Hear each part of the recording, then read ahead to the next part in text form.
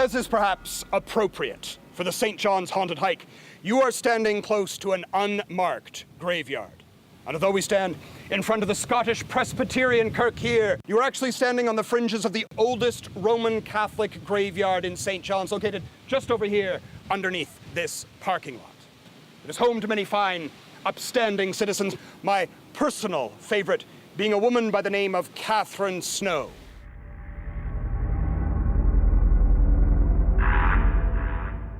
Imagine walking by the courthouse on Duckworth Street to find a crowd gathered to the shocking visual of a woman being hanged by her neck from the second-story window. As ghastly as this image may seem, the court sanctioned this verdict, and on July 21st, 1834, Katherine Snow became the last woman to be publicly hanged in Newfoundland. The sashes were removed to this window. Katherine was laid in the brown garb. They put a cap over her head and rope around her neck. That's when she cried that she was innocent. She may have been a wretched woman, but she was innocent as a non-born baby. Now, John Snow had disappeared on August 31st, 1833. His body was never found. It was believed it was tied to a grapnel, lowered into the ocean, and then eaten by sharks. One big thing they used against Katherine, of course, adultery every time gets it. She was probably charged more with adultery or convicted because she was charged with adultery more than anything else.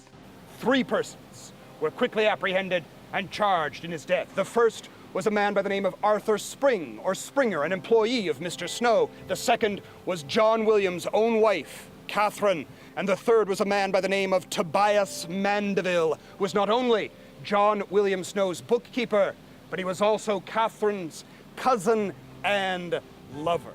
And maybe John Jacob and the constables, who knows, maybe they want to get rid of John, take over his business. Because I don't know what happened to John's money box. And all the papers they had, apparently he's supposed to have owed money, people were after his money. All 3 were placed on trial here in St. John's, and the court case lasted a mere 12 hours from the start to the final pronouncement of guilty. All 3 were sentenced to hang. Well, at the time that she was supposed to be hanged with the 2 men, the 2 men were hanged on January 13, 1834. They were all convicted on the 10th, but she pled the belly. She said she was pregnant, though of course they couldn't kill the child. So they let her live in the dungeon, and no light in there, only candles. The baby seemed fine, but Katherine, she wasn't very well. She had probably sores, and she almost died. But she was nursed back to health. Now, you had to save her for the hanging. You couldn't let her die.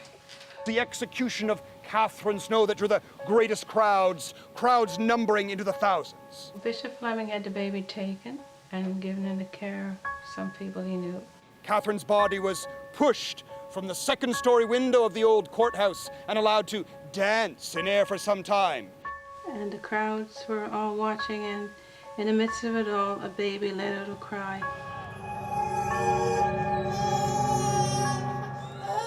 After she was taken down, of course, you got to leave somebody a few minutes to let the spirit depart, though I think the Irish wanted days for that.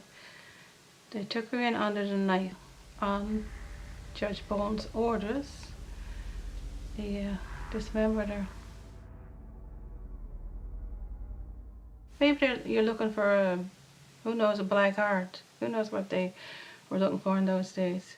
Eventually, her remains were gathered together and buried here in the old Roman Catholic graveyard, a right usually not granted common criminals. Katherine's lifeless body was lowered down into her grave. Shortly thereafter, the shadowy figure of a woman believed to be Katherine Snow began to haunt the site of her execution. Katherine's spirit was never able to rest. As it was said, her ghost haunted the area where the old courthouse once stood before the Great Fire of 1846. She said she had been a wretched woman, but she had not killed her husband. Right. She had no knowledge of what happened to him. Maybe he went off with some floozy. maybe in another bay. I mean, he was always on the go doing this and that. So he could have just taken off. We don't know. In 2012, the Newfoundland Historic Society revisited Katherine's case and found she indeed was innocent. Actually, I heard that it was a John Snow down in St. Anthony raised a family in the 1800s. Who knows? Maybe another family. After 178 years, Katherine was finally awarded the justice she deserved. And now, hopefully, her spirit can rest peacefully.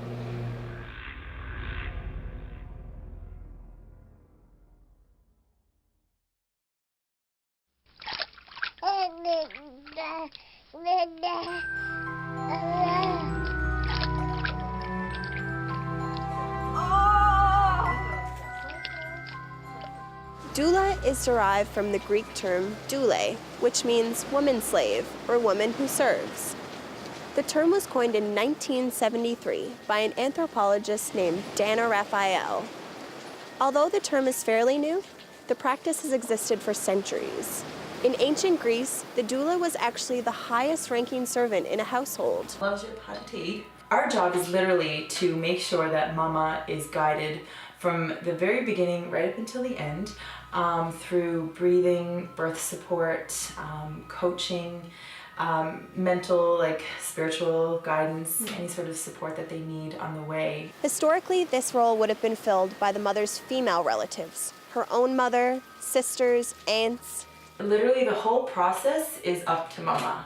I don't even like saying birth plan, to be honest, because whatever you plan, it's never gonna go ahead. I like to look at it as a birth vision. So usually, we sit with mama and we just talk about what she would like to have, what does she envision? And we just help create that, in their birth pool or in their tub or, outside in their backyard. We just basically go through what would be your dream and to help create that. Nice deep breath.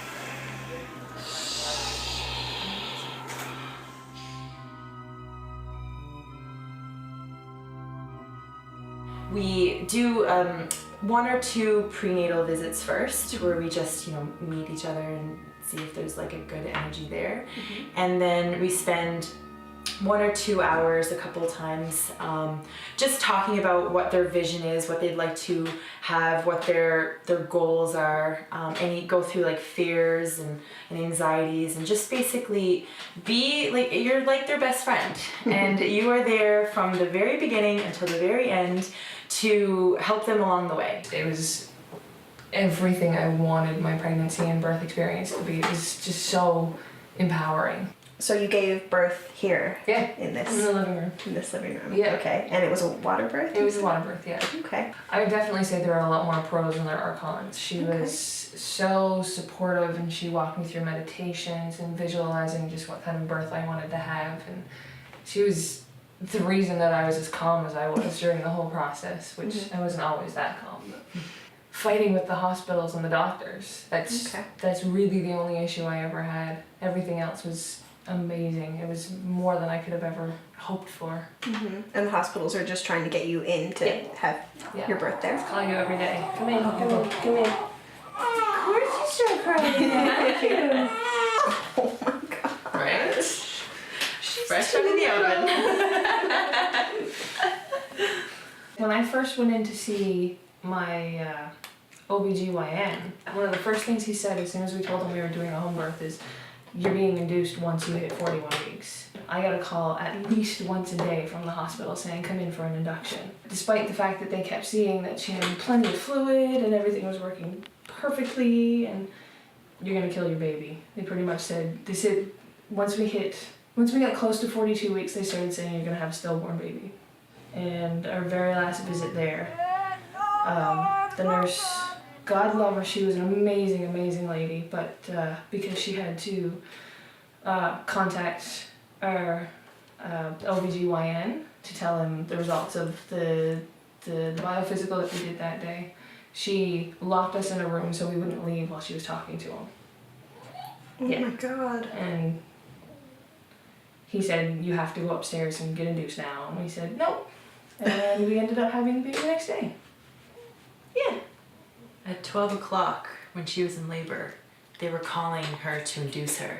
Yeah. Which is pretty like She was in active labor and had the baby 5.5 hours later, perfectly. Yeah.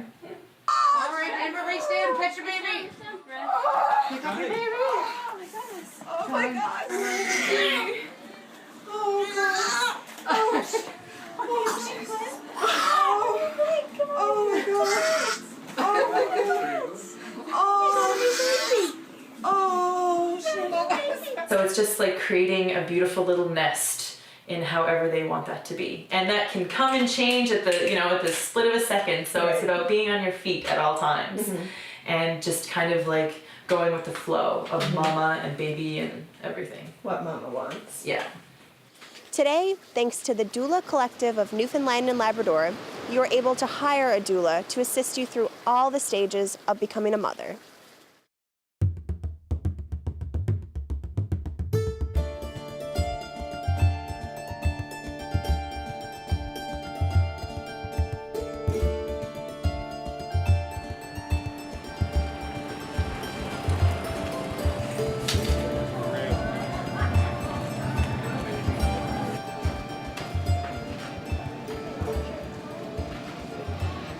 So Leslie, why don't you give me a little bit about the history of the one and only Big Goose? Well, the store was established, or sorry, the business was established in 1963 by both my grandparents, Roger and Jenny Biggood. And since they passed away, my father and I are still trying to keep the business going. And so it's a family-owned and operated business, and we have a wonderful staff that's been a large part of our success and being able to keep the business so strong and successful. Well, I think some of the things that make us successful are we have a lot of unique products that aren't offered anywhere else. So like our bakery is all a scratch bakery, so we try to make as many homemade and authentic Newfoundland dishes as possible from scratch. And we have a lot of loyal customers that have been shopping here for years. Yeah. And one of the things they come for is our homemade bread, which you can see here, and it's absolutely to Still die see the for. steaming Yeah. bag. Whose recipe was it? It's my grandmother's. Oh, okay. Yeah, so she started off getting the bakery established. Customer service is also a big thing here, and I think a lot of times that gets lost when you're dealing with larger corporations. But you still get like a home feeling when you walk in the store here, and the staff will bend over backwards to make sure that you're happy when you leave. It's like they're all your own each grandmother. Oh, for sure. What's your grandmother? You don't feel like a number. So, I guess, do you like seal at all? Do you eat I it? do. My favorite dish is, I'd say, flipper pie. Yeah. Have you get had all it any the- other way before? We do a flipper and gravy, or you can just eat it with flippers by itself. Yeah, maybe a flipper poutine or something. would probably Well, work. that's a new one. There was That's always a something we could try. bottle. There was always a bottle of it on my shelf. Oh yeah. Okay. Yeah, there was always a terrifying looking bottle. Yeah. I'll just hunt the seal. Yeah, leave that part to you. You do have that Leave that to rugged me. hunter personality. I know, yeah. I know. I got that look about me. Yeah.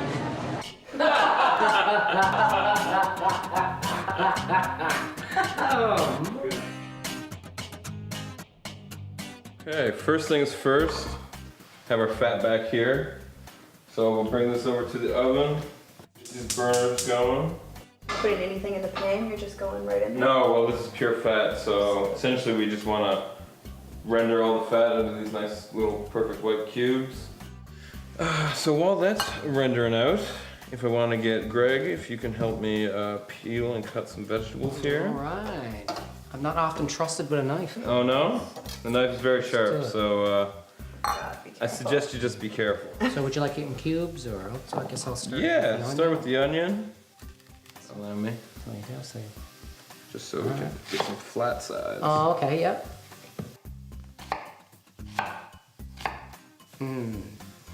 Keep going on this turnip here now. Normally we can just use a peeler. And turnip, in my opinion, is an essential. I love Gravy. turnip. Like even to eat it raw. Oh yeah. Yeah, it's very nice and sweet. Do our potato now.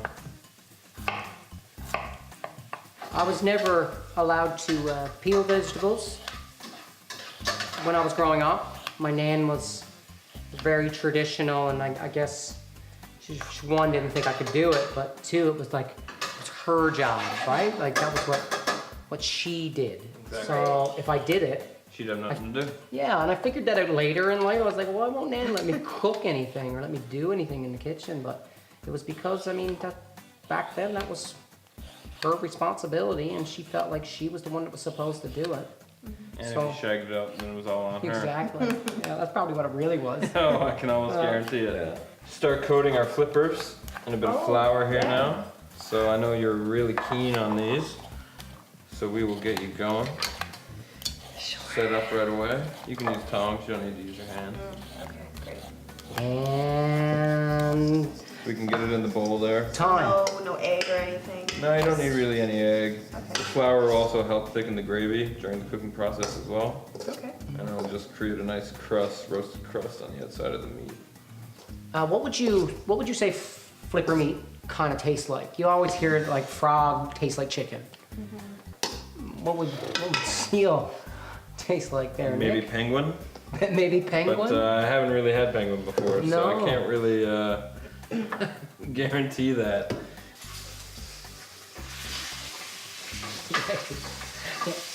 I'll be at the fat back table for the rest of the night. I'm out. Now that we kind of have a nice ball made here, I don't want it to be just dry. I just kind of like to bring it together just slightly. Now that we have our last flipper done over here, my tongs here. I gotta be honest with you, this is looking good already.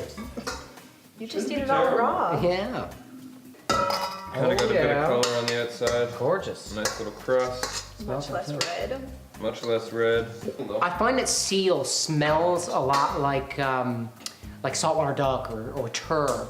That would be my Now, favorite. in this pot is still the fat back, plus there's a bunch of excess flour that was released off the flipper. Yeah, so now we'll take those carrots.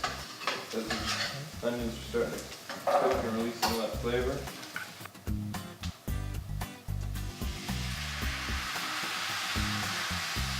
So now that we have our liquid in there, we can add our potatoes, drain off the water that they've been soaking in first. And we can also add, so, and then we have our nice base of stew. We can just dump it over these flippers here. We've lost all of our snack food.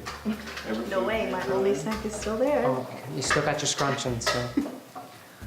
So you said you're using a beef stock? Yeah, it's because seal kind of has the same red meat flavor that you would find with beef. So we're gonna put this in the oven now.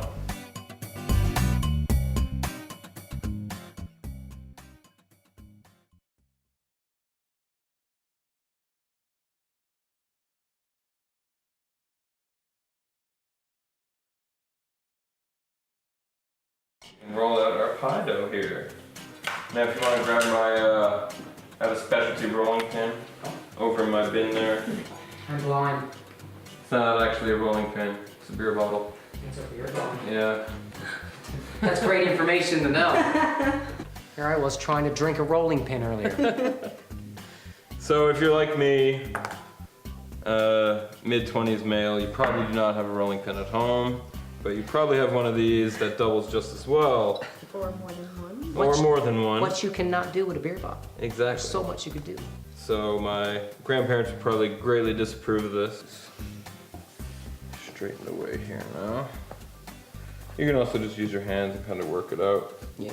a bit as well. So it's like medium thickness that you're going for? Yeah. Not too thin like a pizza pie. Exactly. So Greg, you kind of want to help me get the seal off the bone here? Yeah, no problem. If you don't Now, do you mind. just go in with your hands, or do you use I your always just go in with my hands. Yeah, I'm fine with that. I'm fine with that. Should just pull away I like getting my fairly hands easily. dirty. I just kind of like to pull it apart here, and then you can just kind of feel with your hands what's edible and what's not. That is nicely cooked. Yeah. I can tell. So. So you don't grease the pan or anything? You just, No, you don't really need just goes on to. there? Yeah. So this is a stew base that we made earlier. It's got our turnip, our carrots in there, potatoes.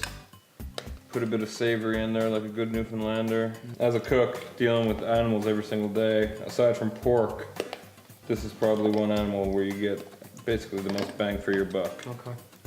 Seal, the pork of the ocean. Yeah, essentially.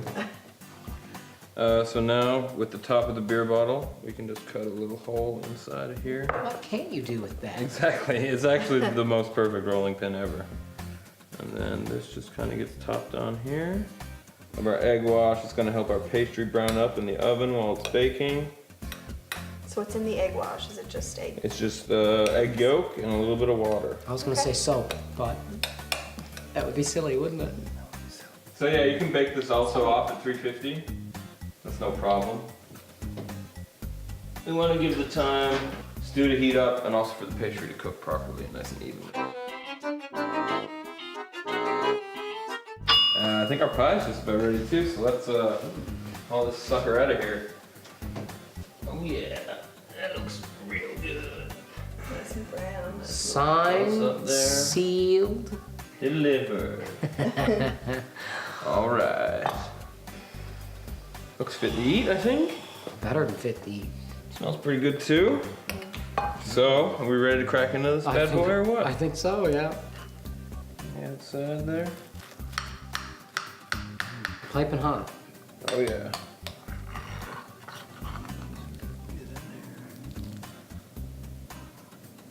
Look at all that glorious seal meat. This is my piece. That's your piece there, bud. Get some of this gravy here now. Personalized sized pie. I don't know about you, but I'm pretty excited to eat this. Yes. I've been waiting for this all day. All right. No, don't burn the roof of your mouth off. 'Cause you probably Don't burn will the right face here. off yet.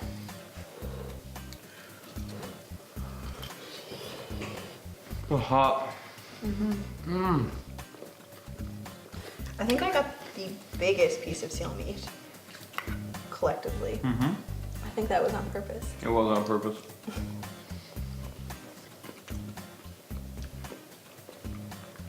I just think that's divine. Just Not like as I disgusting remember. as you once Yeah, remember. you were a little hesitant, but I saw a little glint in your eye then, like, You saw a glint in that? I've misjudged you, Seal. I think you like it.